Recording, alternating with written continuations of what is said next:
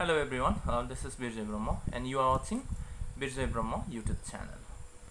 So लोगोफोर दिनै आङो मोनसे फिसा जे जोंनि स्कुल्सफ्राव बा माखासे इनस्टिट्यूशनफ्राव जोंनि बर' फरायसा गथ'फोर बा स्कुलनि फरायसा गथ'फ्रा जे जानाय माखासे मोनसे फिसा बिथिङाव आङो दिनै बाथ्रा बुंथिनो सानदों। बेनो जाहैबाय जे जोंनि फरायसाफ्रा जे हाई स्कुलाव फरायनाय फरायसाफ्रा जेबो मिन्थिया नामा। जे ओरैबायदि जादों मोनसे स्कुलाव सासे प्रिन्सिपाला सासे फरायसाखौ क्लास 10 नि फरायसाखौ क्लास 10 आव फरायबाय थानाय सासे फरायसाखौ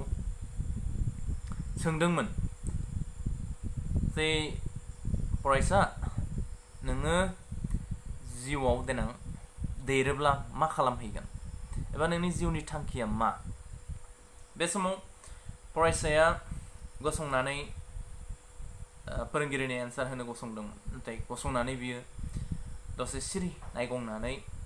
गोबाव थानायनि उनावसो बियो बुंदों आं मिन्थिया सार। दा फरायसानि बेबायदि फिननायखौ खोनानानै फोरोंगिरिया सोमोनांबाय, आसरित नांबाय। ओरैबायदि सोमोनांदों जे जे क्लास 10 आव फरायनाय गथ', थाखो 10 आव फरायनाय गथ' फरायसाया जुदि गाव जिउआव मा जानो सानदों बेखौ मिन्थियाब्ला बाखि बै 9, 8 बा 7 बा 6 बैसोर लवार क्लासाव फरायनाय गथ'फ्रा मा मिथिगोन फालाय, बेबा बिसोरो गावसोरनि सोमोन्दै मा बुजिगोन फालाय। दा मास्टारा बा फोरोंगिरिया बेयाव सोमोनांनानै सिन्था खालामदों। बे गोबाव सम सिन्था खालामनायनि उनाव क्लासाव बाखि थाबावनाय फरायसाफोरनि सिगाङाव सोंदों, बिसोरखौबो सोंदों जे नोंसोरलाय जिउआव मा जानो सानमारो। दा बेयाव माखासे फरायसाफ्रा अनलि 10% सोआल' आरो 10% सोआल' फिननायखौ होनो हादों जे बिसोर जिउआव मा जानो सानो। बाखि फरायसाफ्रा जेबो एन्सारखौनो होआखै, जों मिन्थिया बा आं मिन्थिया। दा बेयाव फोरोंगिरिया आसरित नांनानै सानदों। साननानै बियो गोबाव सम सानहाबबाय। सानहाबै बियो मोनसे साननायाव फैनो हादों आरो बियो बुंदों फरायसाफोरखौ, खोनासं, जे नोंसोरो दा क्लास 10 फरायगासिनो दं। बेनिफ्राय नोंसोरो दिनैसिमाव गावनि थांखिनि सोमोन्दै मिन्थिथ'वाखै बा मिन्थियाखै बा दिनैसिम नोंसोरो सानफेराखै बा सोरबाया सानदोंब्लाबो जेबो गोसो होफेराखै। दा बेयाव बियो सोंबाय, बिदि होननानै फरायसाफोरखौ दसे सम बुजायनानै बियो लास्टाव सोंबावबाय, आच्छा नोंसोरो जिउआवहाय गिदिर मानसि जानो गोसो दंना गैया। जेब्ला फोरोंगिरिनि बिदि सोंनायखौ खोनायो होमब्ला मस्ट अफ द स्टुडेन्टफोरनि बा फरायसाफोरनि बांसिनानो दङ होननानै आखाइ दैखोबाय जे जोङो जिउआव गिदिर मानसि जानो गोसो दङ। दा अब्ला फोरोंगिरिया साबसिन बुजिबावबाय, नंगौ जे फरायसाफ्रा गिदिर मानसि जानो सानो, गिदिर मानसि जानानै बिसोरो सासे मुंदांखा जानो सानो। नाथाय बिसोरो गावसिनि पजिशनखौ, गावसिनि समखौ, गावसिनि बैसोखौ बिसोरो हमदाङालासिनो, गावसोर मा खालामदों एबा स्टुडेन्टस हिसाबै बिसोरो रियेलाइज जायालासिनो, गावसोर जे साफा फरायसा बेखौ बुजियालासिनो दिनै स्कुलाव फैगासिनो दङ। क्लास खालामदों, सोरबा फरायदों गोसो होनानै, सोरबा फरायाखै, सोरबा क्लासाव ओरैनो फैदों, बेबायदिनो जागासिनो दं। बेखायनो बांसिनै बे गामि एरिया एबा जोंनि एसे गोथौ एरियाफोराव थानाय फरायसालिफ्राव बियो बांसिन जायो। जे टाउनाव थानाय फरायसालि एबा सिटिफ्राव थानाय फरायसालिनि फरायसाफ्रा बेफोरबायदि बांद्राय जाया। मानोना जे टाउन एबा सिटी एरियानि मानसिफ्रा एसे सिनसियारिटिया बांसिन जायो फरायनायनि फारसे। बिसोरनि गार्जेन्स बा पेरेन्टसफ्राबो फरायनायनि फारसे एसे सिनसियारिटिखौ देखायो, मानो होनबा एनभायरनमेन्टआ बिसोरनाव क्रिएट जाबाय। नाथाय गामि एरियाफोरनि बेलायाव, गामि एरियाफोरनि हाई स्कुल्सफ्राव, जे गोथौ एरियाफोरनि हाई स्कुल्सफ्राव बे प्रब्लेमा जायो। हयथ' नोंसिनि गेजेराव, जे आंनि भिउवार्सफोरनि गेजेराव सोरबा बबेबा स्कुल्सफ्राव थांनानै बबेबा सोरबा फोरोंथाय खामानि मावदोंब्ला हाई स्कुलाव बा एमई स्कुलाव हयथ' बेखौ एक्सपिरियेन्स लानो हागोन सोंनायनो हागोन जे 90% फरायसाफ्रानो गावसिनि थांखिखौ जेबो मिथिया होननानै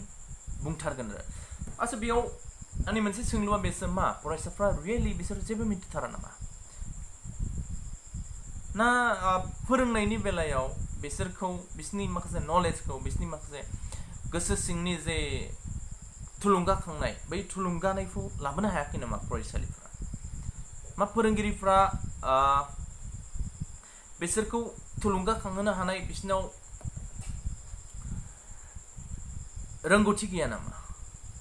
एडुकेटेड नङा नामा सोंलुआ बेबादि नङा जे बहुत फोरोंगिरिफोर दङ जायफोरा हाइलि एडुकेटेड फरायसाफोरखौ मटिवेटबो खालामनो हायो फोरोंनो हायो नाथाय बे मोनसे दङ जे गामि एरियायाव एनभायरनमेन्ट बिसोरनि पेरेन्टस बिसोरनि समाज बिसोरनि गामियारि आफादफोरनि जे रायजो जानायनि खुंथाय समाजखान्थि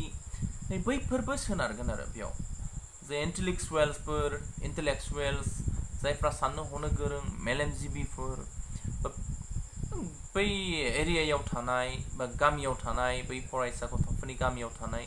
गिदिर गोलावफोर जायफ्रा एसे रोंबाय बैसोरनि सायावबो बे बिबाना सोनारो जे जोङो फरायसाफोरखौ बोरैहाय एनभायरनमेन्ट क्रिएट खालामनानै बिसोरखौ एनभायरनमेन्ट मोनहोनो बा मोनसे बिसोरनो फरायनायनि फारसे बा बिसोरनि नलेज बांहोनायनि फारसे जोङो बोरै बिसोरखौ इनभल्व खालामनो दा बैफोर आइडियाफ्रा सोमजिनांगौ दा दिनै फरायसालियाव फैयो फोरोंगिरिफ्राथ' साबजेक्ट्सखौ फोरोङो मोजां फोरोंदों सोरबाया गोसो होनानै फरायनानै मोजां रिजाल्ट खालामदों नाथाय जे माखासे नलेजफोर दिनैहाय जिउआव मा जानांगौ मा मावनांगौ दिनै बेखौ मिन्थिखायाब्ला जोंनि फरायसाफ्रा क्लास 10 फ्रावनो गाबोन जुदि क्लास 10 एग्जाम पास जानानै थाङोब्ला SSLC एग्जाम पास जानानै थाङोब्ला बा बिनि उनावहाय HS फोर पास जानानै थाङोबा बिसोरो मा जाहैगोन आन्दायहैगोन जे मा खालामनो बिसोरो दिनै गावसिनि मोजां मोननाय खामानिखौनो बिसोरो आइडेन्टिफाइ खालामनो हायाखै बा बिसोरो मोन्थिनो हायाखै आं बबे बिथिङाव थाङोब्ला आंनि जिउआवहाय आङो सासे मोजां एबा आखा फाखा मानसि जाहैगोन बेखौबो मिन्थिया दा दिनै जोङो बेखौ खोन्थानांगौ जायफ्रा नुनाय मानसि गोरों मानसि टिचार्सफोरनि सायावल' बा फोरोंगिरिफोरनि सायावल' जोङो नोजोर होयोब्ला जानाय नङा बिसोरनि सायावल' बिबानखौ खोख्लैयोबा जानाय नङा जे गामियाव बा जायगायाव साननो हनो गोरोंफ्राबो बैयावहाय बाहागो लानांगोन आरो मानो होनबा जोंनि गामि एरियानि दिनै सोलोंथाइ बिथिङाव फासयनायनि आसोल बिथिंफ्रा नैबेफोरबो स' फोरोंगिरिया बै समाव जेब्ला फरायसालियाव बियो बिदि एन्सार होजादों बे साननानै मोनदांदों जे निस्सय फरायसाफ्रा माखासे नलेजफ्राव खम बिसोरखौ मोजां फोरोंथाइ होनांगोन बियो बैफोरखौ साननानै माखासे गोसोआव साननायजों बियो गावखौनो गाव बुजिनो हादों आरो फरायसाफोरखौ बियो होनदों जे खोनासं जुदि नोंसोरो गावनि जिउखौ मिन्थियाब्ला गाबोन नों मा खालामगोन बिनि जेबो नोंनाव डिसाइड एबा डिसिसन गैयाब्ला नोङो गाबोन जेबो खालामहैनो हानाय नङा जोङो जिउआव मोनफा मोनफा गिदिर थांखि थानांगोन जाय थांखिया नोंखौ लामा हान्थिनो गोहो होगोन बोलो होगोन मोनसे खोथा दङ होननानै बियो बुंदों जे जाय मानसिया गावनि इयुनखौ नुहुरा गावनि फिउचारनि सायाव बियो साननाय गैया बा नुहुरनाय गैया उनाव मा जागोन आङो 10 बोसोर बा 20 बोसोर बा 15 बोसोर बा 5 बोसोरनि उनाव आङो